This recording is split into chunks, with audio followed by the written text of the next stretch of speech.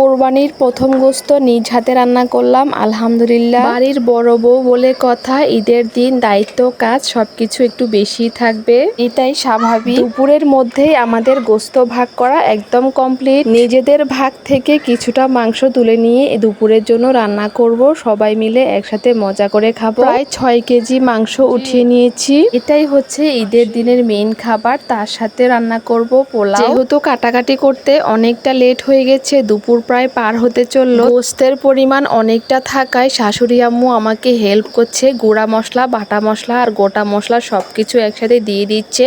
আমি সুন্দর করে মাখিয়ে তারপর রান্নাটা বসাবো। গরুর গোস্ত হাতে মাখিয়ে রান্না করলে বেশি মজা লাগে, কালারটাও সুন্দর আসে। আমার আম্মু বলে যত বেশি মাংস হাতে মাখিয়ে আর সুন্দর করে কষিয়ে রান্না করা যাবে তত বেশি মজা লাগে, খাবারের স্বাদ আরো বেড়ে যায়। কোরবানির টাটকা গোস্ত আর এছাড়াও মাটির চুলা রান্না করলে সেটা স্বাদ হয় অন্যরকম। অনেকটা পরিমাণের গোস্ত রান্না হয়, বেশি সময় লাগে না, তাই সুন্দর করে কষিয়ে অল্প একটু পানি দিয়ে নেড়েচেড়ে এখানে ঢেকে দিচ্ছি।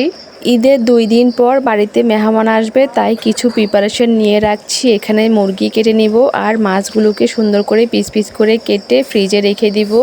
যেহেতু 2 দিন পরে মেহমান আসবে, তাই আগে থেকে কাজগুলো গুছিয়ে রাখছি। এই ক্লিপটা ঈদের 2 দিন পরে রেকর্ড করা। মেহমান যেদিন আসবে সেদিন আমরা সব কিছু রান্নাবান্নার প্রিপারেশন নিচ্ছিলাম। এখানে চিকেন রোস্ট রান্না করবে, তাই চিকেনগুলো সুন্দর করে ভেজে নেওয়া হচ্ছে। 2টা কড়াইতে একসাথে ভেজে নিচ্ছি যেন তাড়াতাড়ি হয়ে যায়। মেহমান আসার উপলক্ষে অনেকগুলো আইটেমই করা হচ্ছে, এক এক করে সবকিছু কমপ্লিট করা হবে। এক কথা বলতে বলতে এখানে চিকেন রোস্ট আমাদের একদম রেডি। ঘরে বানানো মশলা দিয়ে চিকেন রোস্ট, খুবই সুন্দর কালার এসেছে, দেখতে অনেক লোভনীয় লাগছে। পোলাও রান্না করবে, এই জন্য চালগুলো ভালো করে ঝেড়ে নিচ্ছে কোনো ময়লা যদি থাকে। এরপর সবশেষে মাসকলাইয়ের ডাল রান্না করেছে, যেটা কিনা মাছের মাথা দিয়ে। দেখতে অনেকটা মুগ ডালের মতো মনে হচ্ছে, খেতেও অনেক টেস্টি হয়। এর পাশাপাশি ডেজার্ট আইটেমের জন্য সেমাই রান্না করা হবে, আর দই মিষ্টি তো আছেই। বন্ধ করেছে।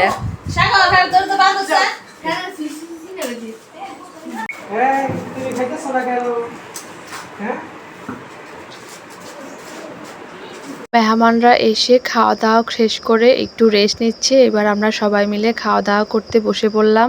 এরপর সবাইকে মিষ্টি, সেমাই, দই সবকিছু দেওয়া হবে। আর হ্যাঁ, আপনাদের সাথে তো শেয়ার করা হয়নি, মেহমান হচ্ছে আমার দেবরের শ্বশুরবাড়ির লোকজন।